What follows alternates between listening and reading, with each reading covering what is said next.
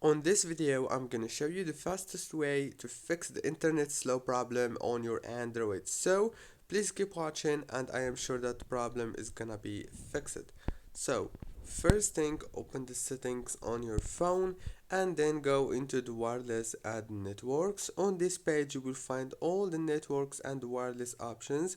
So first thing you wanna do is click on the Wi-Fi and then turn off and on again like this. After that, you have to go back and go into the mobile network if you have the mobile network, and go into this 4G, or if you have 5G you have to enable it like this. And after that you have to go back and restart your phone, reopen it, and the problem must be solved. Don't forget to like, subscribe. Thank you for watching.